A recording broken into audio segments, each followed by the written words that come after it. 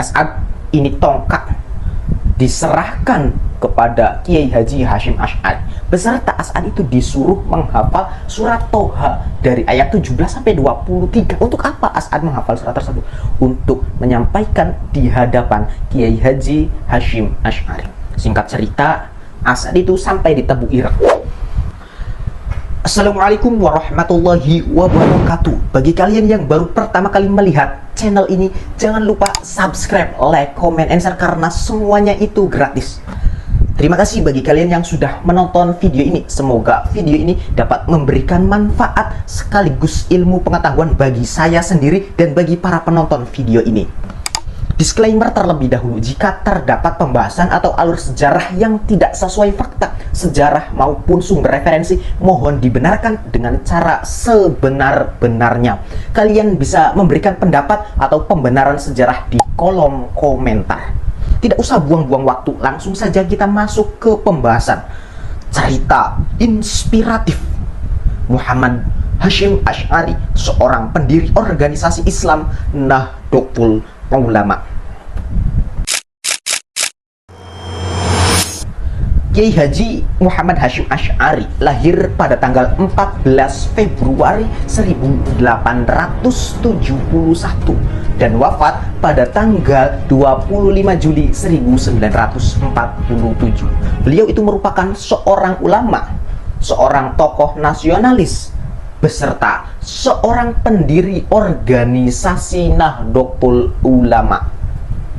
Beliau juga dikenal sebagai seorang pendiri sekaligus pengasuh pertama di salah satu pondok pesantren tertua di Indonesia, yakni Pondok Pesantren Tebu Ireng di Jombang, Jawa Timur. Kiai Haji Muhammad Hasyim Asy'ari itu memiliki julukan, yakni Hadratus Syekh, berarti Maha Guru. Dan beliau juga sudah menghafal Kutub At-Tis'ah atau 9 kitab hadis. Beliau juga mendapatkan julukan Syekhul Masyayikh yang berarti gurunya para guru di Indonesia. Kiai Haji Muhammad Hasyim Asy'ari lahir dari keturunan pasangan Kiai Haji Asy'ari dengan Nyai Haja Halimah di desa Tambak Rejo, Jombang, Jawa Timur. Beliau, Kiai Haji Muhammad Hasyim Asy'ari, memiliki salah satu anak, yakni Kiai Haji Abdul Wahid Hasyim, merupakan salah satu pahlawan nasional sekaligus salah satu dari perumus Piagam Jakarta. Serta beliau memiliki cucu, yakni Kiai Haji Abdurrahman Wahid atau biasa kita kenal sebagai Gus Dur, Presiden keempat Republik Indonesia. Mendirikan organisasi Nahdlatul Ulama. Organisasi Nahdlatul Ulama itu merupakan sebuah organisasi keagamaan Islam terbesar di Indonesia yang lahir pada tanggal 31 Januari 1926. Pendirian Nahdlatul Ulama dilatar belakangi oleh rasa patriotisme dan nasionalisme untuk melawan dari penjajahan kolonialisme. Pendirian NU juga dilatar belakangi oleh dinamika konflik sosial politik pada awal abad ke-20, termasuk penghapusan kekhalifahan di Turki serta menguatnya Wahabi di Arab Saudi. Pendiri organisasi Nahdlatul Ulama diantaranya Kiai Haji Muhammad Hasyim Asy'ari, Kiai Haji Wahab Hasbullah, Kiai Haji Bisri Samsuri, menetapkan bahwasanya pendirian organisasi bertujuan untuk menjaga tradisi Ahlus Sunnah wal Jamaah serta mengembangkan ajaran Islam yang sesuai dengan konteks masyarakat di Indonesia. Kiai Haji Hasyim Asy'ari itu memikirkan dan mempertimbangkan tentang pendirian organisasi. Beliau itu sowan ke Kiai Haji Khalil Bangkalan, gurunya. Untuk apa? Untuk meminta pendapat tentang pendirian organisasi. Pada tahun 1924, Kiai Haji Khalil Bangkalan itu menyuruh Kiai As'ad. Pada saat itu As'ad itu berumur 27 tahun. As'ad, ini tongkat diserahkan kepada Kiai Haji Hasyim Asy'ari. beserta As'ad itu disuruh menghafal surat Toha dari ayat 17 sampai 23. Untuk apa As'ad menghafal surat tersebut? Untuk menyampaikan di hadapan Kiai Haji Hasyim Asy'ari. Singkat cerita, As'ad itu sampai di Tebu Ireng, menghadap ke Kiai Haji Hasyim Asy'ari, lalu memberikan tongkatnya. Kiai Haji Hasyim Asy'ari bertanya, apakah ada pesan dari Kiai Haji Khalil Bangkalan? As'ad menjawab, membaca surat Toha dari ayat 17 sampai 23 sesuai dengan amanah dari Kiai Haji Khalil Bangkalan. Beberapa hari kemudian, Kiai Haji Khalil Bangkalan itu menyuruh As'ad kembali membawa tasbih, sekaligus disuruh untuk membacakan Ya Jabbar Ya Qahhar. Singkat cerita, As'ad nyampe di Tebu Ireng langsung menghadap ke Kiai Haji Hasyim Asy'ari,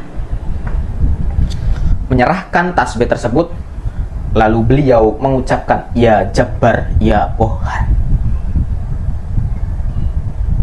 Kiai Haji Hasyim Asy'ari itu menyimpulkan bahwasannya dua tanda tersebut Kiai Haji Khalil Bangkalan itu menyetujui Kiai Haji Hasyim Asy'ari untuk mendirikan sebuah organisasi.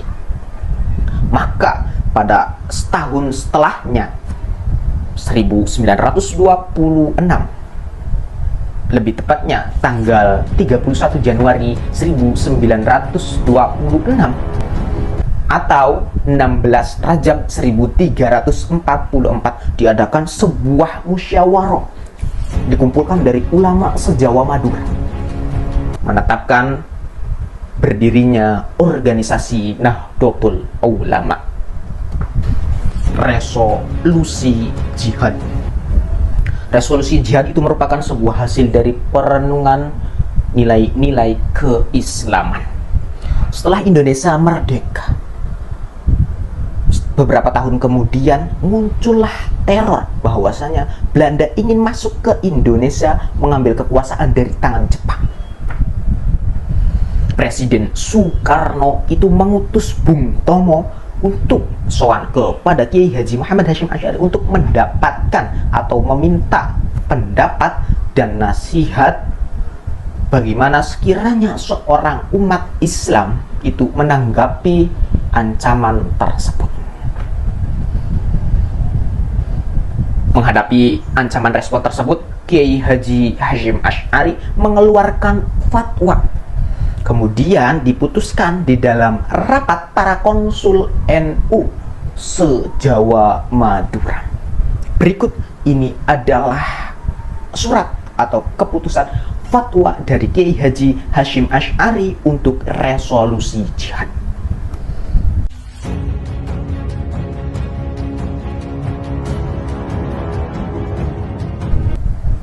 Jelas, peran dari Kiai Haji Hasyim Asy'ari itu sangat besar terhadap negara ini. Wafatnya Kiai Haji Muhammad Hasyim Asy'ari. Kiai Haji Muhammad Hasyim Asy'ari itu wafat pada tanggal 25 Juli 1947 atau 7 Ramadan 1366 Hijriah. Diceritakan suatu ketika kedatangan perwakilan dari Panglima Besar Jenderal Sudirman dan Bung Tomo ke rumah Kiai Haji Hasyim Asy'ari. Untuk apa? Untuk menyampaikan kabar bahwasannya kabar terkini negara setelah terjadinya agresi militer pertama pada tanggal 21 Juli 1947. Kiai Haji Hasyim Asy'ari itu kaget terhadap kabar dari utusan tersebut yang berisi bahwasannya Singosari sudah direbut oleh Jenderal Sport. Kiai Haji Hasyim Asy'ari itu kaget sampai beliau itu pingsan terjatuh. Sempat didatangkan dokter, namun nyawa dari Kiai Haji Hasyim Asy'ari itu tidak bisa diselamatkan. Beliau dimakamkan di komplek pemakaman Pondok Pesantren Tebu Ireng, Jombang, Jawa Timur.